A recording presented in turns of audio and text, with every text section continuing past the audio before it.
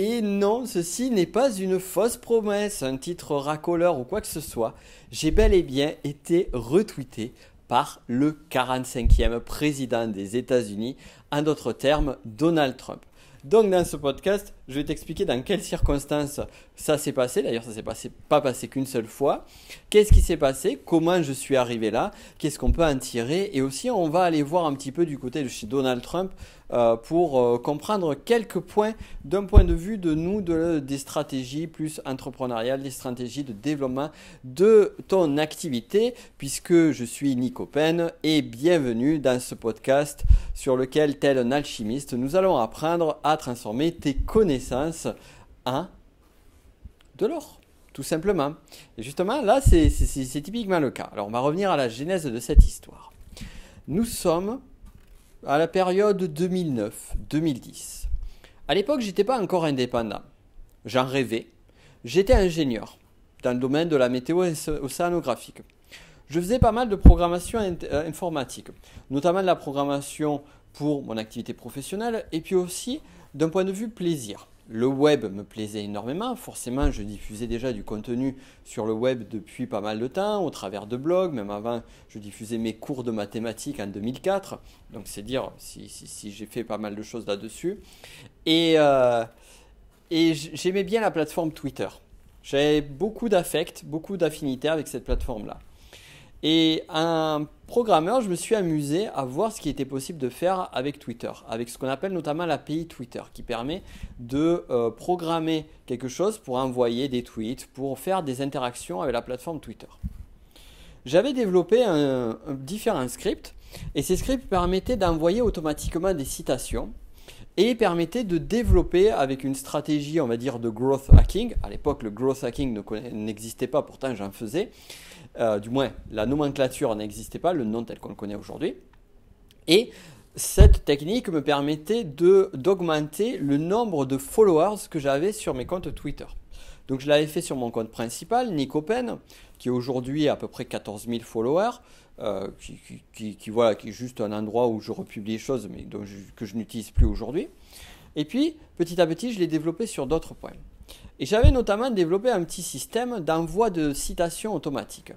Et avec ce système-là, je me suis dit, tiens, je vais faire des citations sur le marché francophone, mais je vais envoyer aussi des citations dans le domaine anglophone.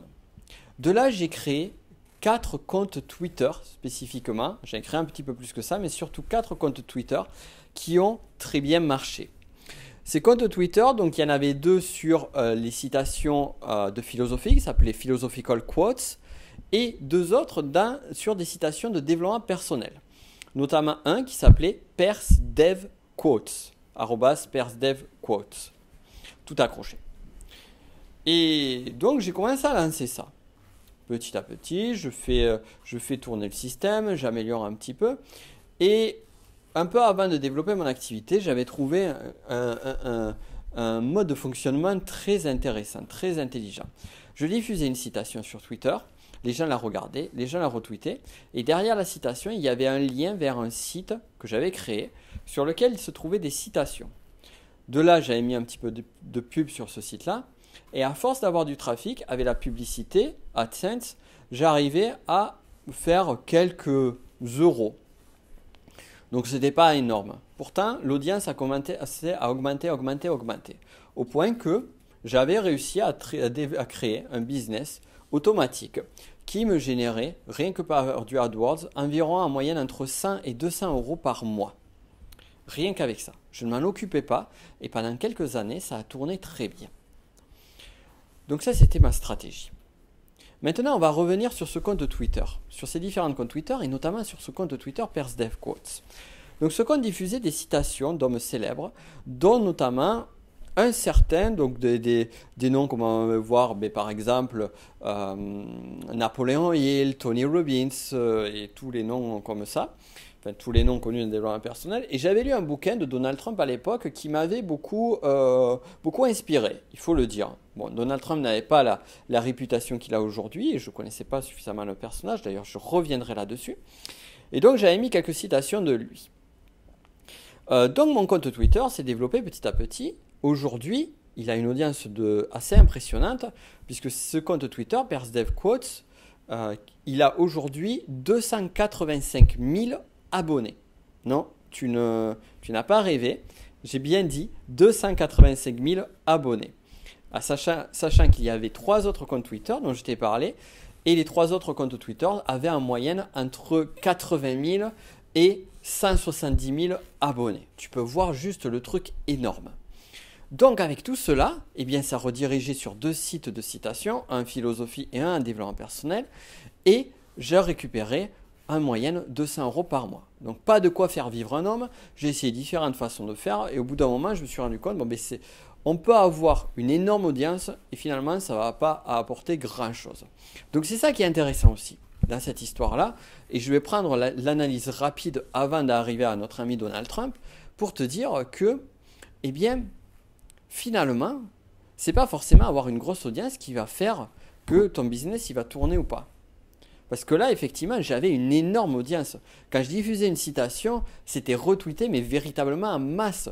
J'avais du trafic, j'avais un très très gros trafic sur le site et c'était un trafic qui ne venait que de Twitter. Je ne sais plus combien je faisais par jour de visiteurs parce que je n'ai plus les chiffres en tête, mais c'était assez énorme.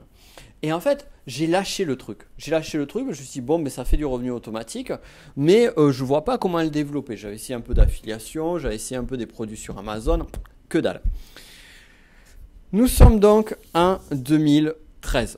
2013, mon activité d'indépendant a été développée depuis quelques années, depuis 2 ans. Et voilà, tout tourne et je veillais de temps en temps. Et à un moment donné, en veillant sur les retweets, qu'est-ce que je vois? Je vois Donald J. Trump, @real Donald Trump, qui retweet un gars, Sean Settle, qui retweet Persdev Quotes, en l'occurrence moi. Et là, qu'est-ce qu'il retweet? Forcément, une citation de lui. Nous sommes le 1er juin 2013. Sur le coup, je me dis, c'est pas possible. C'est pas le véritable Donald Trump. Et je regarde, mais effectivement, oui, c'est le véritable Donald Trump. Sauf qu'à l'époque, il n'était pas président des États-Unis. Donc, c'était pas aussi énorme ici, mais c'était quand même assez énorme parce que c'était une personnalité publique qui avait fait énormément de reality shows, qui avait énormément fait parler de lui dans la presse et autres. Enfin, bref, même ici en France, on connaissait Donald Trump avant qu'il soit président. D'ailleurs, c'est très intéressant de savoir ça au regard du fait qu'il soit président aujourd'hui parce que c'est tout ce qu'il a construit pendant des décennies en amont en termes de popularité, de visibilité, qui fait qu'aujourd'hui, il est président. Mais bon, ça, c'est une autre histoire. On y reviendra peut-être tout à l'heure. Mais c'est pas fini. Là, c'est un gars qui s'est fait retweeter par Donald Trump c'est un gars qui m'a retweeté qui s'est fait retweeter par Donald Trump. 28 août 2014. 28 août 2014. Une citation. Sometimes your best investments, voilà, je vais la refaire. Sometimes your best investments are the ones you don't make. Donald J. Trump. 19 mai 2014, un peu en amont. Without passion, you don't have energy. Without energy, you have nothing. Donald Trump. 2 citations que j'ai publiées sur Persdev Quotes qui là sont retweetées littéralement par Donald Trump. La dernière que je viens de te citer du 19 mai 2014 a cumulé 117 j'aime et 101 retweets. Donald Trump, donc, compte Twitter de Donald Trump qui a été créé en mars 2009, qui cumule aujourd'hui 54 millions d'abonnés, c'est juste énorme. Et voilà où c'est que j'en suis arrivé. Je me suis fait retweeter 3 fois par le compte Twitter de Donald Trump. Alors à ce moment-là, à l'époque, donc comme il n'était pas président, je n'avais pas vu le truc. Et j'avais complètement oublié ces comptes Twitter qui, entre-temps, après, se sont fait sucrer. D'ailleurs, là, je l'ai réactivé, celui-ci, rien que pour pouvoir réaccéder à ça. Et c'était il y a une semaine de ça, je cherchais des informations, justement. Je voulais voir le nombre de followers que j'avais sur ces comptes Twitter. Et en regardant, c'est là que je tape Persdev Quotes sur Google, comme ce compte avait été sucré, et que je tombe sur la citation qui a été retweetée par Donald Trump. Et je me dis, mais c'est pas possible. C'est pas possible. Et je regarde, mais effectivement, oui. Et là, tout m'est revenu progressivement. Donc voilà comment j'ai été retweeté 3 fois, pas 1, pas 2, 3 fois, par le 45e président des États-Unis. Maintenant, si on pondère un petit peu les choses, on peut se dire oui, ok, Nico, c'est bien joli ton histoire, mais c'est peut-être un community manager qui a retweeté Donald Trump. Et c'est ce que je pensais. C'est ce que je pensais, c'est ce qui est possible. C'est ce qui est possible. Mais il y a un autre indice qui est très très intéressant que j'ai découvert il y a 2 jours de ça. J'ai regardé un reportage sur Netflix très intéressant que je te recommande chaudement sur Donald Trump. Alors je crois que c'est le rêve américain. Excellent, c'est 4 épisodes, 4 reportages, en fait 4 vidéos d'à peu près 45 minutes. C'est un superbe reportage qui explique très bien l'ascension de Donald Trump, la stratégie, qui montre aussi le bon côté, tous les côtés sombres du personnage. Voilà, bon, on en a déjà vu certains, et là on en voit encore plus. Et en fait, dans le 4e épisode, il parlait justement de Twitter. Et quand il avait vu l'événement Twitter et que ça avait vraiment commencé à faire parler de lui, il s'était très vite positionné sur Twitter en voyant l'effet de masse que ça pouvait faire de ce contact direct avec les personnes qui pouvaient le voir. Et donc j'ai regardé, le compte Twitter de Donald Trump a été créé en mars 2009, ce qui est quand même très tôt comparativement à la visibilité et au succès de Twitter. Donald Trump a très bien compris ce qu'il fallait faire ici parce que Twitter spécifiquement est une plateforme qui, bon je te le dis vraiment comme ça au moins tu le sais, n'est pas une plateforme qui nous en tant qu'infopreneurs, en tant que formateurs va être une plateforme utile. Ça peut être bien si tu as un réseau sur Twitter. Pour les start-upers, ça va être très bien. J'ai un ami qui bosse dans le domaine des investisseurs au travers des startups et tout ça, et tout cet univers-là. Et Twitter est un outil qu'il utilise énormément. Et donc ça, c'est un univers des nouvelles technologies où ça va beaucoup être utilisé. Le domaine et surtout les domaines du journalisme et les domaines qui sont liés aux médias. C'est là où Twitter va avoir son intérêt. Pour nous, ça ne va pas forcément être utile. Et donc Donald Trump avait compris ça très rapidement. Et c'est pour ça qu'il s'est intéressé sur ce support-là pour encore plus travailler sur son image et sur sa visibilité publique. Donc à un moment donné, quand il voit, et c'est ça qui est intéressant, quand il voit un compte Twitter qui cumule plus de 240 000 abonnés et que ce compte Twitter fait une citation sur lui, en plus ce qui est drôle c'est que la citation avait un lien vers mon site, eh bien qu'est-ce qu'il va faire ?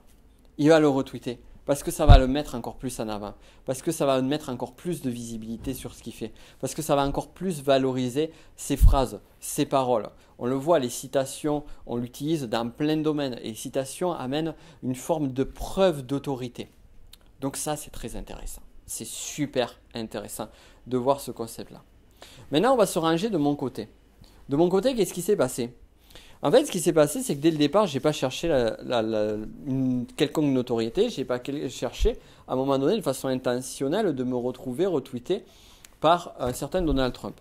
Par contre, ce qui s'est passé, ou par une quelconque célébrité, comme un Tony Robbins ou autre. En fait, qu'est-ce qui s'est passé ici ? Il s'est passé que j'ai créé un truc au début, très tôt, en 2009-2010. Et j'ai continué à le construire. De façon automatique cette fois-ci. C'est ça qui est bien aussi avec ce métier lié au web, c'est qu'on peut arriver à construire, si on est suffisamment malin, des choses plus ou moins automatiques, avec un petit peu de maintenance, un petit peu de travail derrière, parce qu'il ne faut pas oublier que du passif sur le web, ce n'est pas du véritable passif, il y a toujours un petit travail de maintenance, mais ça peut être assez court. Tu vois, par exemple, ces comptes Twitter, je veux dire, je devais y passer peut-être le travail que j'y passais après 2010, après 2011 plutôt. J'ai entre 2011 et 2015 qu'ils ont véritablement tourné activement. Après, ça a continué jusqu'à il y a peu, parce que le compte s'est fait sucrer il y a quelques mois en arrière. Je crois que c'était en mars 2018. Donc ça a tourné quand même presque, ça a tourné 8 ans. Et ce qui s'est passé, c'est que les choses se sont construites progressivement. Donc c'est ce fameux effet cumulé, qu'on fait une petite chose, une fois, 2 fois, 3 fois, et à force de le faire, ça fait une accumulation. Donc on commence avec un abonné, un follower, 2 followers, 10 followers, 100 followers, 1000 followers, 10 000, 50 000, 100 000, 150 000, 200 000, 240 000, 245 000, je crois, de mémoire. De toute façon, si justement pour preuve, je t'ai mis les liens juste en dessous de ce podcast. Comme ça, au moins, tu as toutes les preuves. Tu peux voir, j'ai même fait un tweet sur ce compte PersDevQuotes en retweetant mon podcast, juste pour preuve que je suis bien le propriétaire de ce compte-là. Donc voilà, donc ça déjà c'est le premier point. La première composante qui a fait que je me suis fait retweeter par ce fameux Donald Trump, c'est qu'à un moment donné, eh bien, j'ai utilisé ce fameux effet cumulé pour arriver à une preuve sociale. C'est-à-dire que j'avais quelque chose qui imposait un compte Twitter avec plus de 200 000 abonnés. C'est juste énorme. Donc forcément, on va avoir plus tendance à valoriser quelque chose comme ça que quelque chose qui est beaucoup plus bas. Cependant, ce qu'on en oublie toujours, c'est qu'on se dit, et j'imagine que c'est peut-être ça que tu te dis dans ta tête, moi, c'est pas possible. Moi, je ne suis pas à ce niveau-là. Et garde en tête cette notion d'effet cumulé. C'est que aujourd'hui, tu n'y es pas, mais tu vas y être. Et tu vas y être qu'à une seule condition. C'est que tu continues à maintenir un effort constant, un travail constant sur quelque chose qui va se développer petit à petit. Et les croissances, si tu mets un effort assez conséquent sur quelque chose, eh bien la croissance va pas être linéaire. Elle va être sous une forme qui va croître avec une courbe pas exponentielle, parce que c'est pas vrai, c'est pas exponentiel. On va dire une courbe qui va être assez plane au début et qui après va avoir une propension assez forte. Qui va aussi, oui, ça sera exponentiel, mais après un seuil, après un certain seuil. Donc c'est ce seuil-là qu'il faut franchir. Tu vois, par exemple, lorsque j'ai commencé à vraiment m'investir fortement sur YouTube, et encore, tu vois, rétrospectivement, au bout de... donc j'avais fait cet investissement-là en mai 2015. Rétrospectivement, je me rends compte que j'ai mis beaucoup d'énergie, mais pas de la bonne façon. Quoi qu'il en soit, quand j'ai commencé à m'y investir, j'avais 1300 abonnés. C'était sympa, c'était joli, mais c'était pas énorme. Et j'ai bossé pour arriver à dépasser, au moment où je fais ce podcast, les 12 000 abonnés. Bon, aujourd'hui, je suis vraiment sur autre chose, mais voilà, j'aurais mis un effort constant et une réflexion un petit peu plus poussée sur certains points. Je pense que j'aurais encore plus fait croître les choses. Ou du moins si je n'avais pas lâché comme je l'ai fait en 2017, ce qui a d'ailleurs été une très bonne idée. Mais ça, on en reparlera sur un autre podcast parce que c'est une toute autre histoire. Donc voilà, donc cet effet cumulé va faire qu'à un moment donné, à force de maintenir ton effort, de maintenir ton travail dans une activité, sur un canal, qui est un canal qui doit être juste, qui doit être le canal le plus adéquat avec ton activité, eh bien tu vas forcément faire parler de toi. C'est mécanique. C'est qu'à un moment donné, c'est mécanique. À force, ça va forcément parler. Et bien souvent, on a tendance à croire que les réussites en une nuit, alors je ne sais plus l'expression américaine, ça se fait comme ça du jour au lendemain, et les personnes sortaient de nulle part. Mais quand on creuse, en fait, on se rend compte que ces personnes-là ont galéré pendant très longtemps, pendant 7, 8, 10 ans. Et c'est justement cet effet cumulé qui, à un moment donné, a apporté ses fruits. Donc, garde ceci en tête. C'est travailler, continuer à accumuler et s'améliorer sur une activité qui va faire que tu vas pouvoir arriver à des résultats intéressants. Bon, là, tu vois, c'était plus sur un truc fun, sur une anecdote, sur notre ami Donald Trump. Ça ne va pas changer la face du monde, ça ne va pas changer non plus mon activité au niveau de mon business. Mais en revanche, ça a changé quand même quelque chose à moi. C'est que je me dis que finalement, je me suis fait retweeter par, même si c'est très anecdotique, hein, clairement, j'ai réussi à avoir un retweet de quelqu'un qui aujourd'hui est président des États-Unis. Et ça montre encore une fois que des trucs complètement fous, drôles, improbables, on va dire le mot improbable, je pense que c'est celui qui est le plus adéquat, des choses totalement improbables, mais positivement improbables, peuvent se réaliser si on fait vraiment les bonnes choses pour ça. Et je pense qu'on va rester là-dessus d'ailleurs sur ce podcast. Des choses improbables qui peuvent se réaliser si on fait le travail adéquat et si on bosse sur ce fameux effet cumulé. Voilà, j'espère que cette petite anecdote, cette histoire très drôle, enfin moi je la trouve drôle, aura pu t'inspirer. Et on se dit à très bientôt pour d'autres pour d'autres conseils. Et je te parlerai, ben ouais, dans le prochain podcast, tu sais quoi, je peux même déjà t'annoncer le prochain podcast. Je vais te parler de comment j'ai créé ma nouvelle formation en l'espace de 2 jours. Comment j'ai créé le contenu en 2 jours de l'idée. Je suis parti de l'idée le premier jour et créer toute la trame de formation, créer tous les slides, enregistrer le contenu et finir l'enregistrement du contenu en 2 jours. C'est une formation qui dure un peu plus de quasiment 3 heures, je crois, j'ai pas fait le calcul. Donc je vais t'expliquer tout ça dans le prochain podcast. Ça va être tout aussi intéressant. Je te dis à très vite.